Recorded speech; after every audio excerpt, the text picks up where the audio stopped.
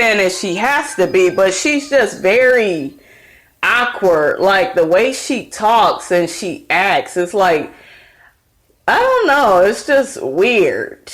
I don't know, it's like she ain't got no personality. It's, oh, well, you know, my dad called and yeah, you know, and it's just like, girl, if you don't want to see that man, flat out tell your mother you don't see his ass, you don't be bothered. You done moved on with your life. Ain't nothing wrong with that. I think Candy really is pushing for them to have this relationship because Todd keep putting it in her ear that him and Kayla, which is a completely fucking different situation. He didn't meet her until she was in her teenage years or not until she was in her teenage years, but you know, later in life, I guess. I forgot what age she was when they met, but what we need to remember is not all situations are the same. So I don't understand why she even has to meet with Block. I guess Candy is operating on this whole, I don't want to keep him from his daughter, but it's like, you can't force something where it don't fit. And if the man go keep disappearing on her, then he don't need to see her. She don't need that. Who needs that back and forth? So I didn't really understand that. I thought that was a little weird. But anyways, Kayla ends up telling Riley and Candy and Todd that maybe Candy should be there when Riley sees Block. That way she's not uncomfortable, because Riley does take a while to warm up to people and to trust them.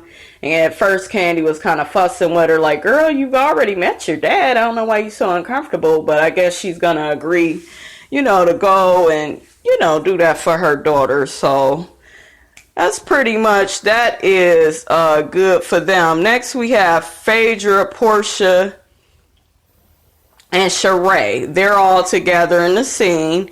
And Portia tells Phaedra about the Yoni Ball class and how, you know, Phaedra would have loved it. And then Phaedra tells Sheree that Shamia and Candy have fucked. And she also says that maybe Shamia and Todd have fucked. Like they've all fucked each other, which I felt was a little strange.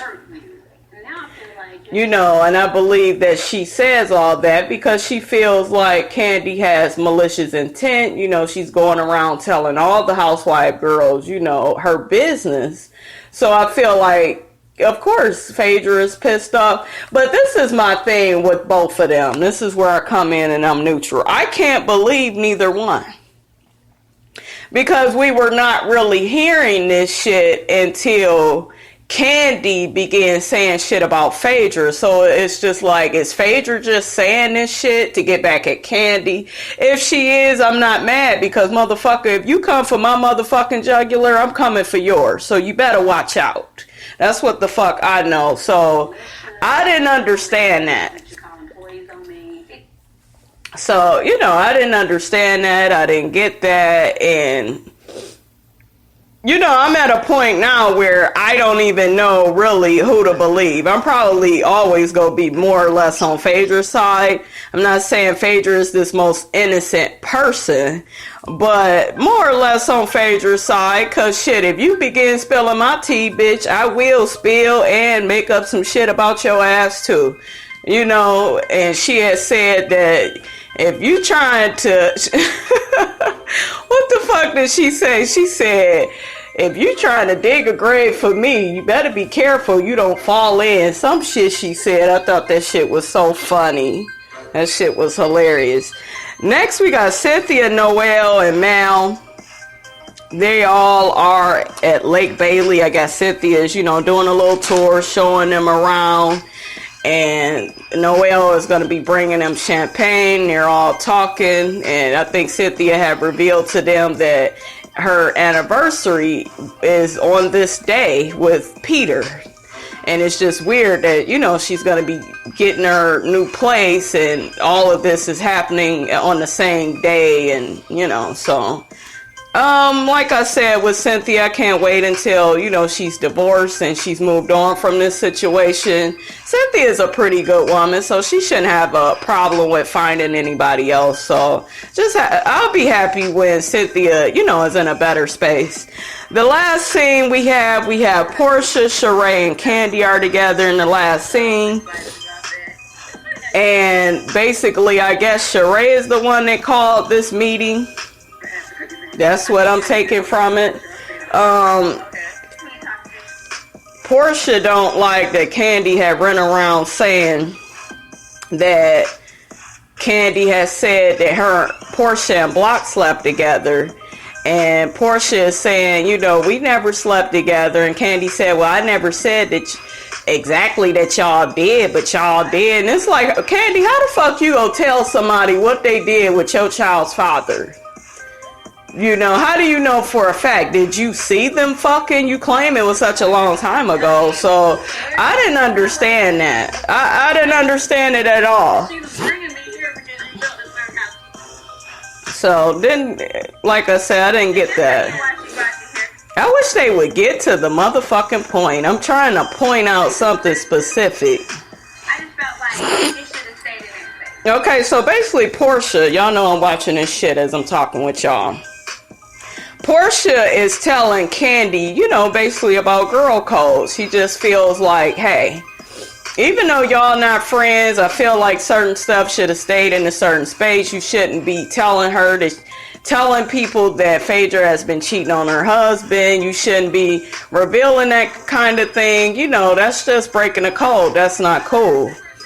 So, and Candy talking about something, well, me and her ain't friends no more. She done ran around and told people not to fuck with me, not to work with me. She's messed with my money in that way, and that's what the fuck I care about. Candy, of course, is about to do her broke up cry. She's so defensive. So, I don't know. She keeps saying that Phaedra try to portray like she's so innocent, but Phaedra be doing a little sneaky shit. And it's just like, it don't matter what Phaedra do at this point. If you don't fuck with her no more, you don't fuck with her. You don't need to be telling all her business. A lot of times when people telling all this business on you, they did, I believe Candy has did shit to Phaedra. It just seemed like, and I don't know if y'all noticed this, but it just seemed like ever since Candy got with Todd, she has had like this certain attitude about herself. I don't know if y'all noticed that, but it's like, bitch, are you not aware that Phaedra is the one that introduced you to your motherfucking husband? Like, have some motherfucking respect. So that's pretty much, y'all, what happened with that. Candy ends up getting mad and leaving the table where Sheree and Portia was sitting, because she done had enough and she don't feel that she was wrong. Are we going to get an apology out of Candy? No. She will never admit that she's the one that started this bullshit. And so next is Portia and Sheree. They still sitting at the table. And she basically is saying that Candy, is a lesbian. And, that she's in the closet still. So, Sheree is going to be the instigator, running back and forth, playing both sides. That's what Sheree do. Sheree ain't got shit else to do. It's either that or talk about that motherfucking house that I'm sick of hearing about. And she keep talking about IKEA furniture. Bitch, get some IKEA furniture to get the shit done. I'm sick of you and your overpriced and over budget ass plans for your house. So I know y'all that ain't got shit to do with nothing, but I am just disgusted with Candy. I'm disgusted with Candy and this back and forth with her and Phaedra. Now Phaedra saying stuff about her. all of it, in my opinion, is just childish, and I wish they would move on. I'm not the biggest Marlo fan, but I'm kind of ready for Marlo, Nene, somebody to pop the fuck up, and we can move the fuck along.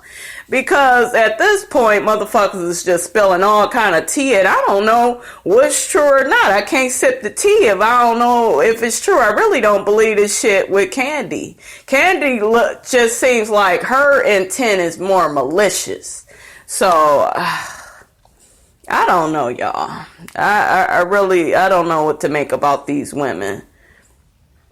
The next time it come back on, though, it looked like we're going to see Portia and her boo. It look like they're going to be getting it on and doing something weird, honey. I don't know what the fuck is going on. Like, Portia gonna fall on the floor. Then you got Sheree and Bob gonna be talking. Then you got Candy look like she going off on a disgruntled ass employee.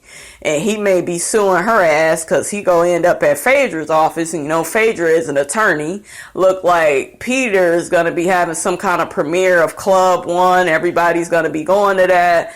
He's going to see Cynthia show up. And then next we got the damn Kenya and Matt thing. Another situation I am completely irritated with. So I guess Matt is going to show up there and somebody's going to hit him. And, you know, y'all, we'll get off into all of that next week. This episode, when I was watching it yesterday, like I said before, just felt it was pretty dry. You know, they was spilling tea and shit, but I don't know to believe any of it. I don't know. But, it just was, it's messy. It's messy. And I just feel like if Phaedra and Candy ain't gonna be cool no more, that's cool. But Candy should stop acting so nasty and belligerent. I just really don't get that from Phaedra. And she keeps saying Phaedra is so sneaky. But bitch, Candy, you are the one we keep seeing acting a damn fool and saying all this shit. And she cheated on her husband. And she acts so innocent. And she taking my money from me. We hearing all this shit season 9. So if this shit was going on, you should have said this shit a few seasons ago. Like, that's the same thing with Todd and that money. We didn't know about her owing Todd money. And it was like all of a sudden. And it's like, I just don't trust Candy, her husband, her team, her mama, none of them. They messy as hell. So I hope they clear this shit up soon. I hope you guys enjoyed this review. It was not my favorite episode. But anyways, don't forget to rate, comment, and subscribe. It is your girl Brand New, and I am out.